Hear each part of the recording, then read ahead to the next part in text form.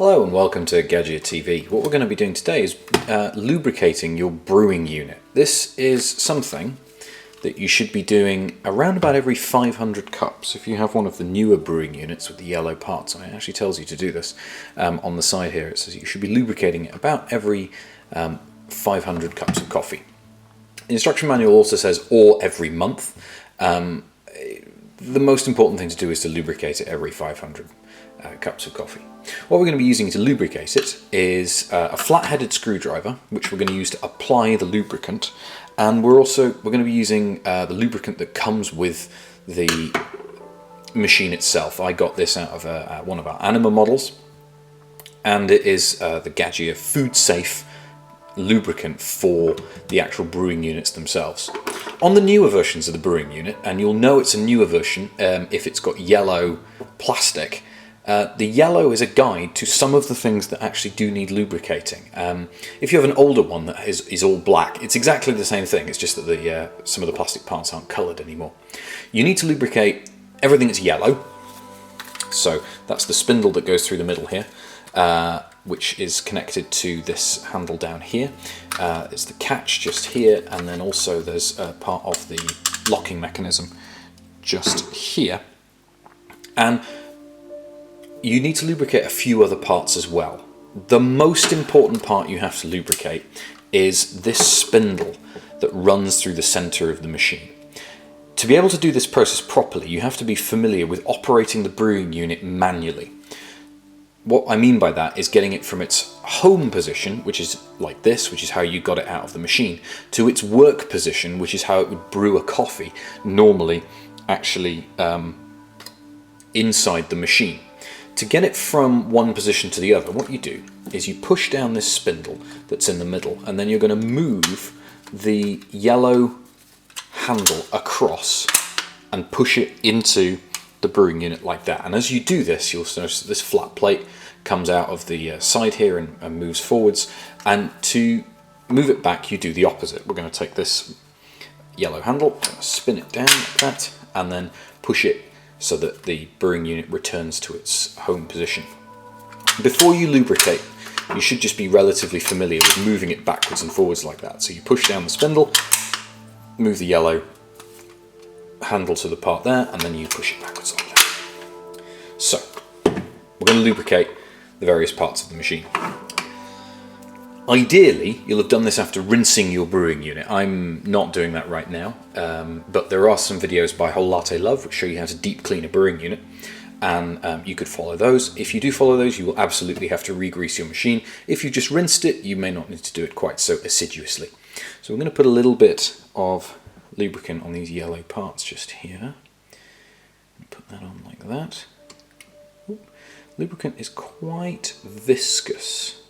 It's got the viscosity of cold golden syrup, which, I don't know, you might find pleasant or not.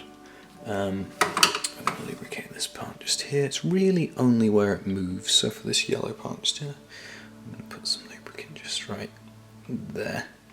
I'm actually only going to rub it in using the actual tube itself.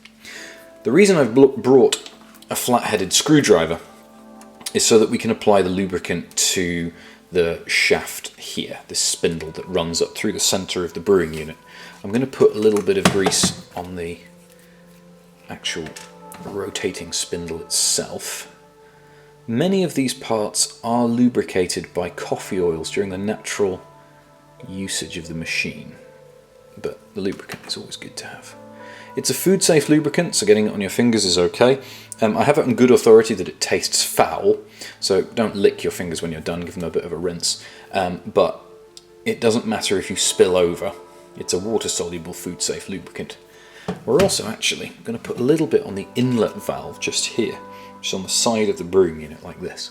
So I'm going to put a little bit on the inside just here, just to assist the pipe that interfaces with that. We're going to use our finger to just run it around the inside there. You might also want to put some just here, but not a lot. This is the outlet valve, the outlet manifold of the actual, is it manifold? You might call it a manifold, I'm not sure. Before we do the spindle, we're just going to do the seal, sorry I forgot the word there, the seal on the top of the brewing unit. And you can do this in two ways. You can do it by taking the seal out. I find that personally quite difficult to do. Some of our engineers in the workshop are pretty deft at doing it and can do it by pinching it and then rolling it off. I find that quite difficult to do, so I use my fingers. I just put the lubricant on the seal like that, and then what I'm going to do is run it round the actual seal there, and now I've got some on my finger. I can just put it. You really don't need to put very much on. You're looking for a very light film of lubricant that goes on the actual seal itself. You also need to do the guides, which run up the inside of the machine. They're relatively difficult to see. I think I've just got the reflection of the light done well there. These are the guides that the actual plate of the brewing unit runs up and down on the inside of the machine. There's one here and there's one there, and we're going to lubricate those. But to do this, we're going to use our flat-headed screwdriver because they're quite difficult for me to get my fingers in. So I'm just going to take some of this lubricant and place it on the, hang on, let me check, I can, yeah, we're going to place it on the inside of the guide like that. And actually through the natural action of the brewing unit moving up and down, that will spread that lubricant around. So as we go up and down like that, we'll spread that lubricant around like so. And then we're going to do it on the other guide. Same with the lubricant just being placed on the there. I've just done that one, so now I'm going to do this one. This is relatively difficult for the camera to see.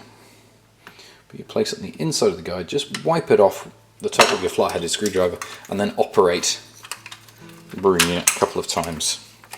Backwards, forwards, backwards, forwards. And then we're going to do the most important part, which is this central spindle that runs up the inside of the whole brewing unit. This is what's actually on the, it's attached at the top to the shower disc. So if I activate the brewing unit and go halfway, this pocket here, this actual part inside here where the shower disc is, and if you look inside your brewing unit, you will see a bunch of holes, which is what's actually, when it's in its home position, you can see it just here, it's where the coffee falls, and it's what's on the other end of the spindle, just there. And that's the most important part. If your brewing unit squeaks, it's very often this.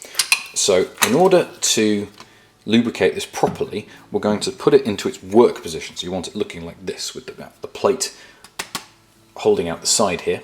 And we're going to take our flat-headed screwdriver, apply some of the lubricant to the flat-headed screwdriver, whoops daisy, and then we're going to place it, let me just check, onto the actual spindle itself, like so. And you want to place it on the underside and the top. And then again, we're going to spread it around by operating the brewing unit several times.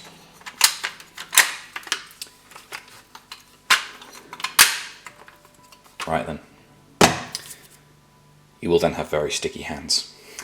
Go and wash your hands when you've done this, and enjoy your coffee.